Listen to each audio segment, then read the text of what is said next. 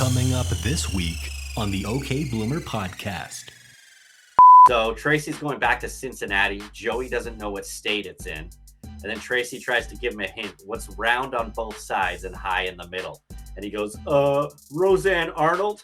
Like, gee, man. Buzz talks about his first blind date. And I said, oh boy, here we go.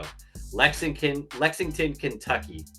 He tells the girl he's going to be wearing a green jacket, but everybody's wearing a green jacket. She introduced herself to every man in the room. And Tony says, oh, and that was the girl. He says, no, the real one came in and I had to get drunk to bang her. I love this episode. Don't know about the future. Don't. They don't care about the future, because they live it in the past. Sal and Curtis are taking all 5 seasons of Blossom to task. You'll laugh, you'll cry, you'll be weak in the knees. This show's got more range than Nick on the keys. Only gal in the house, and that's how she goes. One brother was a junkie, and the other one was. Weekly lessons coming fast in the Russo flat. Blossom's teenage girl problems are as big as her hat. So take your opinionations and make them shine. It's the OK Bloomer podcast, and it's about damn time. Don't know. Don't know. You're watching the OK Bloomer podcast with Curtis Anderson and Sal Accardo as we continue our journey back to the early 90s, back to 1992, and we relearn the lessons of that era through the eyes of high school student Blossom Russo, and I cannot even track the personal growth this project has given me. I don't know, Sal, you feel the same way? We have grown so much, right? As individuals and together as friends because of this show. Hell yeah. And no stop to the early 90s would be complete without a visit from Mr. Arsenio Hall. So I'm very excited for this. Spoiler alert. Arsenio Hall on my frickin' television suddenly in 2025. Let's get right into this. I don't want to waste any time. You gotta love it. I want to talk. All right. I feel like Arsenio himself may have had the last laugh. You ready? Should we pitch it to Phenom? Let's do it. Phenom, what's up? Season 3, Episode 15, The Last Laugh. Directed by Ted Wass, written by Susan Tenney. First aired on January 4th, 1993, to 22 million viewers. Disney Plus says Nick's girlfriend uses their relationship as part of her comedy act. IMDb says, Nick is not so thrilled when the comedian that he is dating uses him and the family for laughs in her routine. Blossom and Six make a video about safe sex that does not meet the approval of the principal. TVDB says Nick is upset when the stand-up comic he is dating makes fun of him on the Arsenio Hall show. Joey falls in love with Rhonda's niece. Blossom and Six make a serious video about safe sex that gets a thumbs down from the principal. Yeah, those are all pretty solid. Pretty solid. So, couple things to note here. First show of 1993. We're in 93. January 4th. Last week I was going to comment. It was December 20th was when it came out, and it wasn't a Christmas episode. Yeah, we didn't Why get a you Christmas hate Christmas, episode. Guys? Why you hate Christmas? I don't know.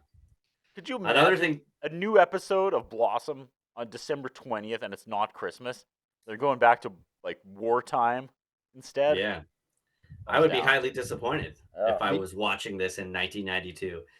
Another thing to note, we don't have Bill Bixby this week, directed by Ted Wass, who plays Nick. Yeah. So last time he took a swing at that was the one where it was all like physical comedy, wasn't it? One of the last. Oh yeah, that's right. He was falling down the stairs and Yeah.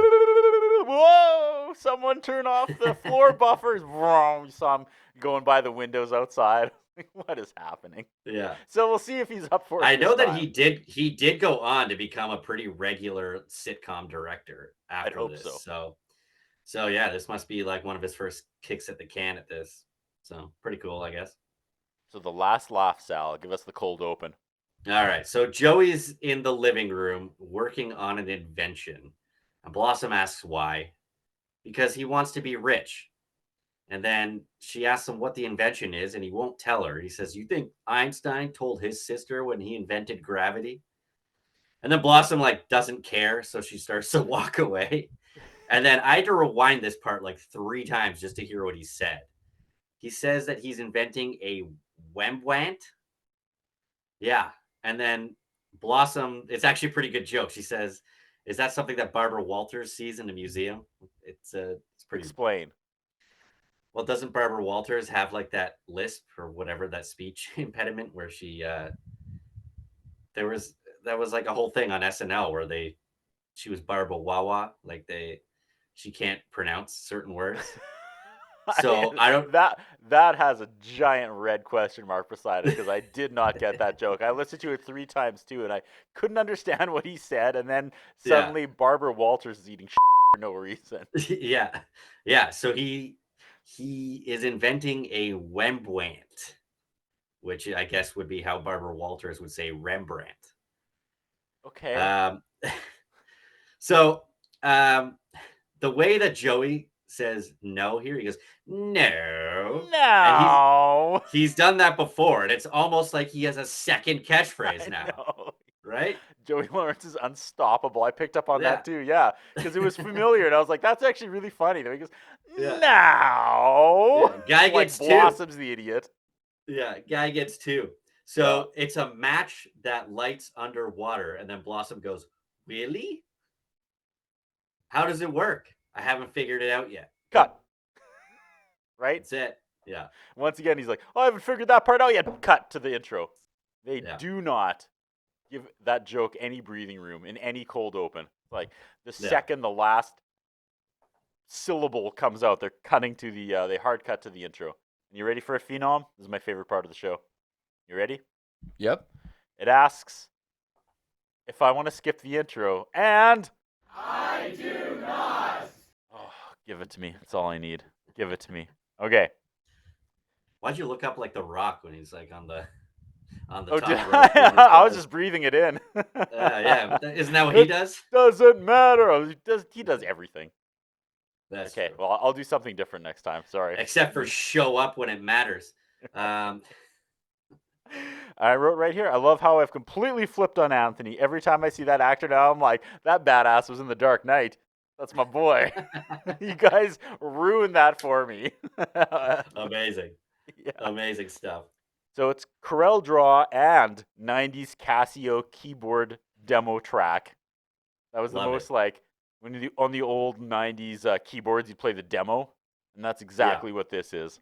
They didn't have time. They fired the like original composer of the Corel Draw bumpers. So yeah, takes us to the Russo house, and Nick is making out with this week's floozy, and I wrote, let's go. She has to leave and work on her act, and Nick chuckles to himself because he's apparently perfected his act because he just slept with her. Nice. But she's auditioning for Arsenio Hall, folks. Yeah. Blossom comes in, and we learn that this week, Nick Skank is named Andrea. And Susan Tenney is this week's writer. Remember that. Okay.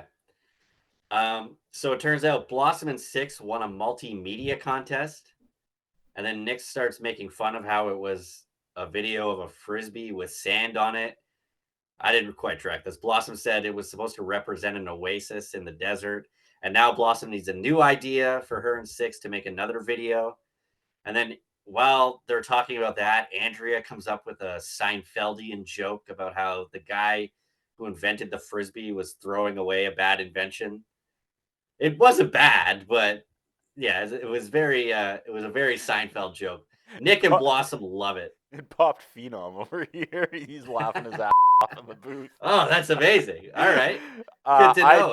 I did note here, though, the cutaways of Nick laughing look really forced, which is really telling because a few episodes ago when they had the death of that comedian and all those comedians were in the Russo living room telling jokes and they were cutting away to Ted Weiss.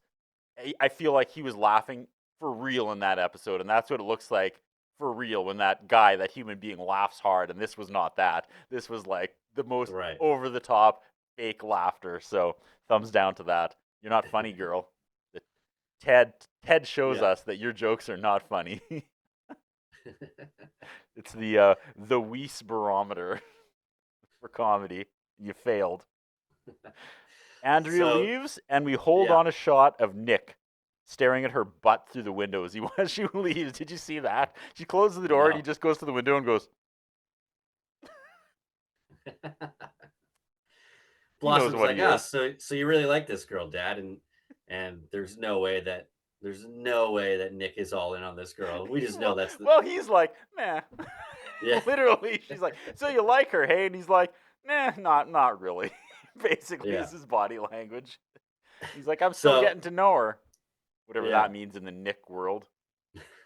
Blossom knows who she is. She saw her on her cable special, thinks she's really funny.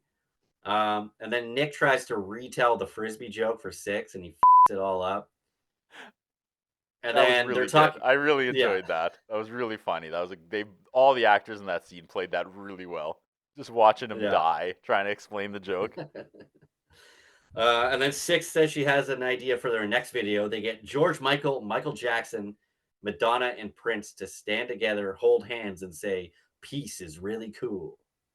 And there was a whole back and forth about how are they going to get all these people together. And I kind of stopped paying attention. But yeah. Yep. All right, we cut to Busty Joe Applegate and Anthony. And Yeah. this week, man, if 1992 was a woman, it's this actress. Oh my God, she is Her hair. 1992ing so hard, even though apparently it's 1993. Yeah, her hair was huge in this scene. Yeah. Like, it was so far off of her head. And It here's was some crazy. comedy. They were playing darts with her one-eyed cousin, and apparently Anthony took a dart in the f***ing neck. That's the joke. He's walking Yeah. around, he's like, "Oh, it's the last time we played darts with your one-eyed cousin." I'm like, Jesus Christ, dude. Go to emergency if you took a dart to the neck. He's a paramedic. He can fix Well, there's himself up. that too, right? Yeah. So So then we basically, Tony explains that he wants to spend the next weekend boning Rhonda, but her 16-year-old niece is coming to stay with her.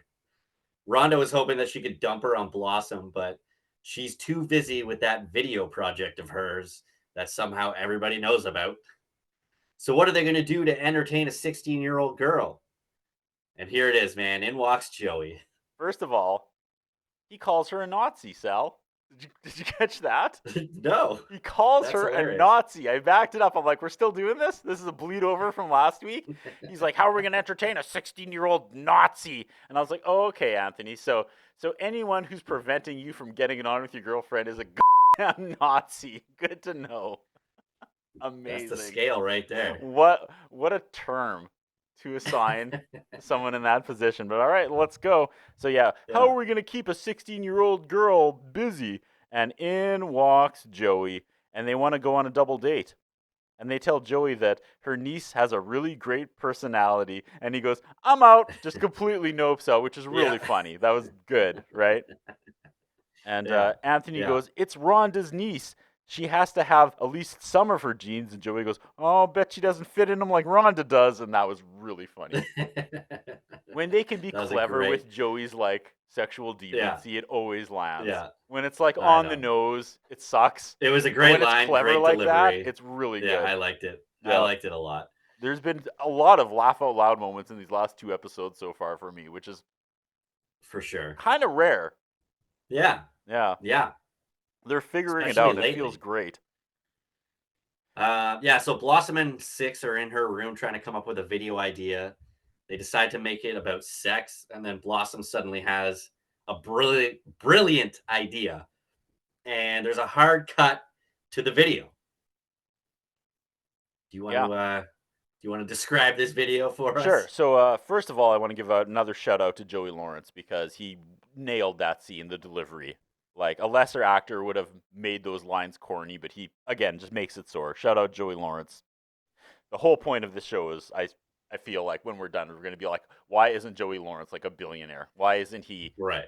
at the top of Hollywood right now with the other doofuses? Because this guy is outacting everyone in 1992-93. Okay, Jenna Von Oy wearing Right. the most perplexing mini vest I've ever seen.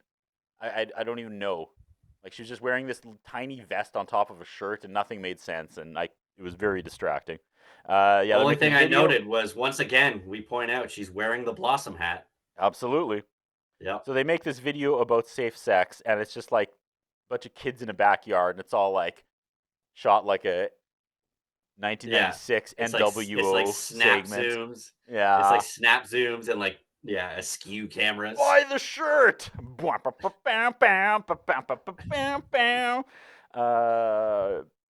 They're Everybody like, has condoms like around their neck or like yeah, that's not where they go, yeah. you idiot kids. So they make a video about safe sex, and they're like, safe sex or no sex, everything else could kill you. And I'm in the middle of writing this, and this is the joke I'm playing out. I was like, and now they're gonna cut out of the video, and Nick Russo's gonna be on the couch looking mad, offended, and uncomfortable about this messaging, and that's literally what happens next. It comes out, You were and correct, sir. Nick is on the couch, and he's just like does not agree with this message at all. But then he has to like, he has to take offense with it, but he does it like as a dad, not as like a sexual deviant himself, you know? Someone who does not abide by any of the rules about safe sex that his children have pointed out for like, you know, healthy relations. He's like not about that at all. But he's like, I shouldn't be talking about sex, kids. As he goes upstairs and takes penicillin for the 800th day in a row. Oh my god. So yeah, Nick hates this video, and then he asks where they got all the condoms from. Blossom said she went to the pharmacy and asked for 12 dozen condoms. The pharmacist only has 11 dozen and can't get 12 until tomorrow. Blossom tells the pharmacist, I need 12 dozen for tonight. He asks why, and Six tells him that they're making a movie, and the crowd loved the out of this. It was really funny. And Nick Russo's not even looking in the right way because chlamydia took his eyes last night. Oh god. Yep. So we get a 3D spin wipe again. Buzz, Tony, and Joey are sitting on the couch. Joey is nervous that the girl that he's on the blind date with is going to be a beast. Buzz talks about his first blind date, and I said, oh boy, here we go. Lexington, Kentucky. He tells the girl he's going to be wearing a green jacket, but everybody's wearing a green jacket. She introduced herself to every man in the room, and Tony says, oh, and that was the girl. He says, no, the real one came in, and I had to get drunk to bang her. That was Buzz's... I love this episode. I don't know if I love it for the right reasons. I got to back up a little bit, though. You watched Arrested Development, right? I sure did. Oh, yeah, that was a big hit. I imagined also the another part that got on the cutting room floor was Nick reacting like Gob, being like, well, you use condoms. I mean, who would $1 million, you know, doing that whole like very uncomfortable and kind of storming around the room, just saying things after he watched that video. They wrote that somewhere. And then Andrea goes like, I think it's great. And Nick is like, why are you still here? Get the my house. They have a funny, though, cutaway moment where, because Nick is like, just don't have sex. And she's like, oh, really? And Nick's like, yeah. What? I wanted him to have a meltdown as these two, like, the dad telling his teenage girl not to have sex, and then the scumbag that bangs anything behind the dumpster behind Chili's, just like, he can't find a way to get both of those messages across because his skank is in the room along with his daughter. And I thought that could have played out for the rest of the episode, right? Of just him losing his mind, being like, but also, it was funny in my head. I just kept thinking of Job. Would someone in a $4 million suit clean the garbages? You know, I kept doing that. Yeah. So underrated. Man in a $3,000 suit. Yes. Thanks. That's exactly it. Yeah. Wow, that's amazing. We did get a PowerPoint flip you didn't track. I noticed it a lot in this too. Yeah. So I they're pardon me? I pointed it out. Did you? Pointed it out. Oh, yeah. sorry. I missed that then. Yeah. And then they're waiting for Tracy to arrive, and they know Tracy is going to be ugly. So here comes the switch again. She's going to be gorgeous. But then Buzz out of nowhere offers to hang back, and if Tracy is a dog, he can fake a heart attack so Joey can take him to the hospital. Again, even though Anthony's a paramedic, but I get it. Yeah. I said, I'm Yeah. digging Susie's writing. Like, good stuff. Yeah. Then Ding Dong Sal. Yeah, Rhonda and Tracy come in, and Joey and Tracy are super into each other right away because, well, they're both idiots. Yeah. Joey said, "This is wild. I was expecting someone with a good personality." And then Tracy sighs and says, "Yeah, me too." So, yeah. So it's after the movie at the drive-in. Tony and Rhonda come out. Oh no, this isn't the drive-in. They're at the movies. They come out of the theater. I guess Joey and Tracy didn't see the movie. The car door is locked and all the windows are fogged up. And I was like, "What is this happening? Like, is this actually happening right here?" So they didn't go to the movie. They've just been making out in the car the whole time. And then we get a hard cut to get sorry, caught go up. ahead. Okay. Yeah. They do the personality joke, and they're like both like, "Whew, I thought you were going to be ugly," and I think that's supposed to be for laughs, but I swear this is how hot people live. That's actually probably what goes through their brains, right? Could be. But like, and then I don't know if I told you the story. It's one of my favorite stories. We Phenom and I work for SaskTel Center, and we do the Rattlers basketball games. And Right. one time I was walking in with like the visiting team, so it's me, 5'8" white guy, and all these like 6'3", 6'4" players. And Yeah. I hold the door for them, and I was like, I better not walk in with you. They'll get, people will think I'm on the team. Like that, right? And Visually. let me guess, And they just- didn't like that. No, crickets. Yeah. Everybody, they all blinked down at me, and I was like, "Oh right, you guys are like 6'4", 6'5". You don't need personalities. I forgot about that. You're not gonna get my jokes. You guys just coast through life getting whatever the hell you want because you're tall athletes." Like, Right. I'm wasting Right. my humor on you. It was a fun moment of reminding me what my place is, and it's down here. As a 5'8" white guy. Fair enough. So they come into the movie, Anthony and Rhonda. The car's all steamed up because Joey and Tracy are playing Titanic in there. And Anthony goes, "Did we leave the shower on in there?" And I thought that was a pretty funny line. I didn't catch that at all. Did we leave the shower on in the car? And then, Anthony starts digging his own grave where Rhonda's like, "I think it's cute."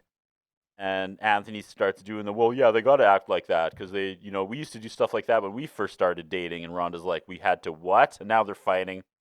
And Rhonda says she was afraid they wouldn't be compatible. And Anthony says he's afraid they won't be detachable, which is all good. And suddenly, Arsenio's on TV. But I'll let you get caught up if you have more thoughts on that.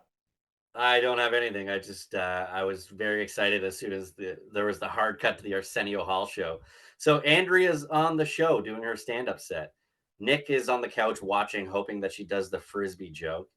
And then she starts talking about how she recently started dating an old guy. And Nick's like, "Oh, this is just a joke. It can't be about me. He's a musician," which is Latin for unemployed, which I thought was a pretty good joke. He's a single father with 3 children. She met him on the side of the freeway with a sign that says, "Will work for new mom." And then it just cuts back to Buzz laughing his ass off. They figured out how to end that scene, Yeah. right? Because it was kind of like mean, and I'm like, I don't know if I'm supposed to laugh or feel bad about this. And then Right. it just hangs on Buzz. There's like 3 different angles of him just laughing his ass off. And it was so rewarding. Yeah. Buzz is just eating this up. And I said, I love this episode, Sal. Like, this is good stuff. Yeah. All right, we Corel draw Nick having coffee with Six's mom out of nowhere. And then she's asking about the comedian last night on Arsenio Hall and how she's dating a loser.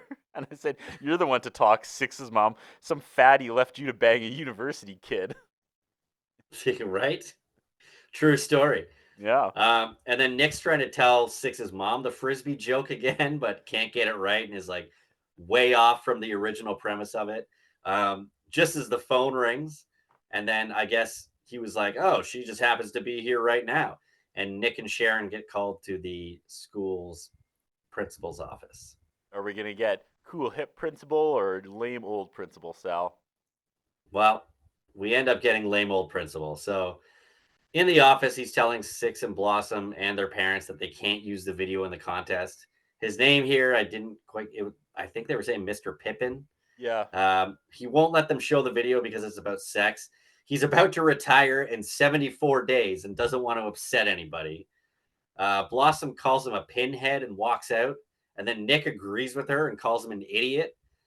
And then Sharon, who's Six's mom, like starts to stand up for their video. And then we get another classic Six and her mom, like fast talking back and forth. And yeah, they're both ranting against the VP, like right to his face.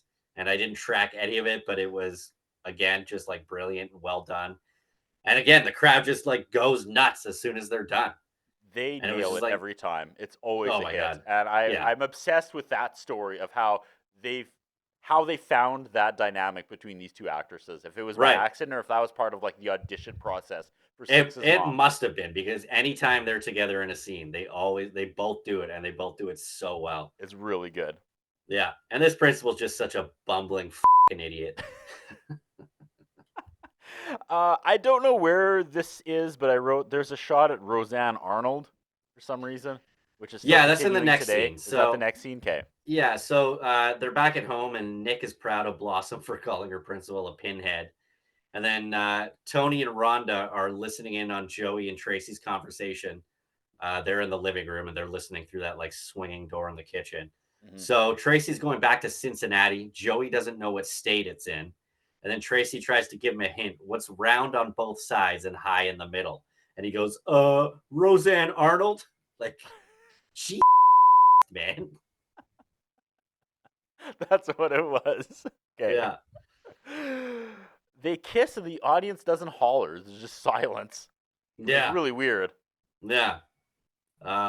Tracy gives Joey a pin that was given to her by her mother to remember her by. And then Joey gives her a $5 bill. It says, think of me every time you spend it. Yeah. Yeah. So we get sad music as Tracy leaves, and a close-up of heartbroken Joey. Yeah.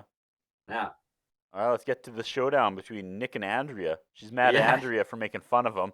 She's like, I'm going to make funny observations if you're dating me. And he's still mad, and then she's like, interesting, and then she starts writing in her notebook, and he's like, what the f*** are you writing now? That was really funny. Yeah, that was great. Yeah. And I was like, didn't they do this exact storyline on Full House? I'm sure they did, but I love how Joey was dating a stand-up comedian, and she was like ripping into the family, and they all went to see her stand-up set. Oh, yeah. Yeah. I do remember that. And as much as we talk about the Nick character being like a scuzzy womanizer, I feel like they actually, on some level, the writers like lean into that for real. Like, it's not just us lampooning, because she's like, she wants to call it quits, and she's like, but I tell you what, how about I come over every couple of weeks and just sleep with you? And he's like, oh, really? And she's like, no! Yeah, and then he's like, he's like immediately, he's like, oh my God, like, this is all I want to hear. Really? And she's like, God damn it, bro.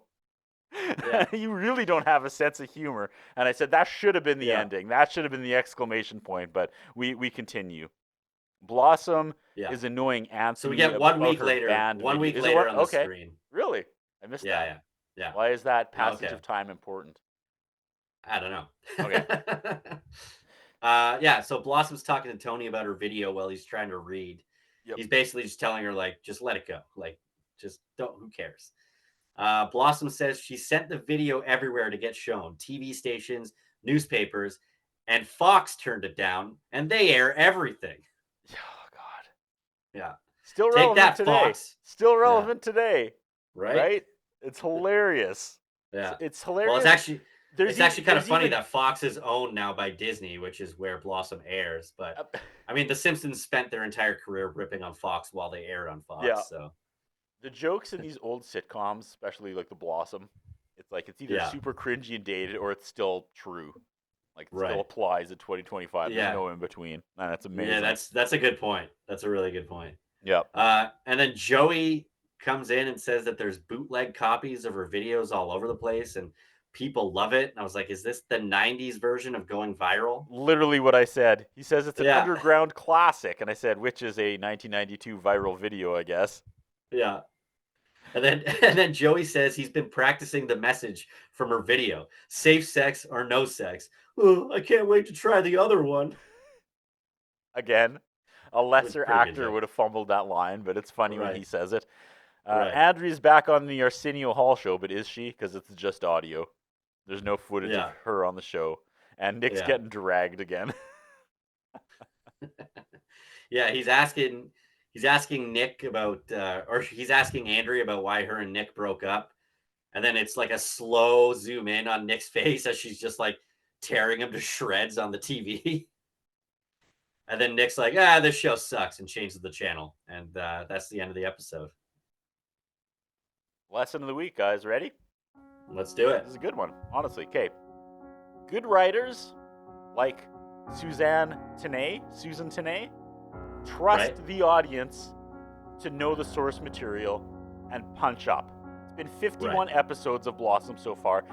She takes the risk that everyone watching this week knows Joey is an idiot. So the jokes aren't Joey is an idiot. The jokes are, we've already established this dumb character. How does he interact with his dumbness to new characters? Like, look for it in writing and TV, and you'll know who sucks and who is truly a hack writer. Like, those are the tells.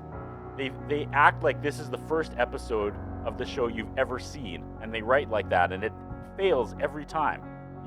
Right. You'll understand this, Sal. Wrestling autobiographies are the worst for this. You read anybody's wrestling autobiography and they're like, and then I gave him a suplex, which is where we both hook our arms around each other's heads and I lift him up and then we both fall flat on our back. Everybody reading that book knows what a suplex is. There's not one person in the world that's just like, the Stone Cold Steve Austin autobiography. I'm just going to read that even though I don't know anything about wrestling. There's no crossover there, you know? And That's a good these point. good writers know their audience, right? Where am I here? Got off.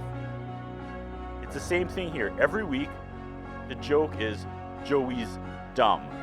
And it's rarely about how his dumbness is like the cause and effect of the storyline. It's really rarely that his dumbness comes into play around him, and that's like his story. It's usually just like he's delivering a line about how dumb he is. So I really enjoyed that because she didn't insult the audience, and I think that's why this episode was really good. That's a good way of looking at it. And I agree. I would agree with that. All right. So before we get to the pit, Steve Gilborn played Mr. Piper, who was the vice principal. The Pipes. He comes back in season 4 as Mr. Finhorn. So now into the pit, Carol Barbie played Andrea. She doesn't have a lot of acting credits, but she is still producing stuff to this day. Arsenio Hall was in it for a quick second, obviously. And Gina Phillips played Tracy. And a notable thing that you may know her from, she was in the original Jeepers Creepers as Trish. Oh, shit. Yeah. Nice. Yeah. Love Jeepers Creepers. That's Trish? There you go. All right. Yeah. Oh, nice. I love horror. That's all I got. What do you know about Arsenio Hall? Like anything? Well, I know about the Arsenio Hall show. I know that he was in Coming to America. I know that, did he invent a whole movement of people going, Yes, I believe so. Was that him? I think so. I really don't want that to air on this podcast. You can cut all that out. I'm going to loop that. Yes. Yes. Yes. Don't make me a gift, man. People may think that's Arsenio Hall if I do it. They'll be like, whoa, is back on the Blossom podcast. That's all I remember. I remember everybody doing that, probably in 1993. Yeah, they'll be like, man, did you see that? There's a new podcast with Arsenio Hall and the guy that plays on the Saskatchewan Rattlers basketball team. No, I just asked because like he's one of those guys that like he was there and he was super popular and he went away, and the only time I ever see this man now is in anytime anybody talks about MC Hammer. He was best friends with MC Hammer, and I feel like as time goes on, that's more of what he's known for and less of his talk show. Anytime there's anything I didn't on know TV that fact about about him at MC all. Hammer, they've always sat Arsenio Hall down for an interview, and he's like, "He's my boy. I told him your spending's out of control. You're not going to be making $16 million every year for the rest of your life." Didn't listen to me. Thanks, Wow, Arsenio. all right. Yeah. Well, I already thought that Arsenio Hall appeared on this show in the CNC Music Factory episode, and boy, was I wrong. Yeah. He did not. They asked, you ready for this, Phenom? They asked Arsenio Hall if he wanted to appear on that episode, and he said, I do not. Oh, God. That's good stuff. "That is the gift that keeps on giving." Get us out of here, Phenom. Next week, season 3, episode 16, Time. 316. Whoa, Stone Cold episode. talk about your song. You talk about your Bixby's. You talk about your Rios. Jonathan Schmuck says. I'll work on it. I'll workshop that. It'll be good next week. All right. All right. Bring the fire next week, Curtis.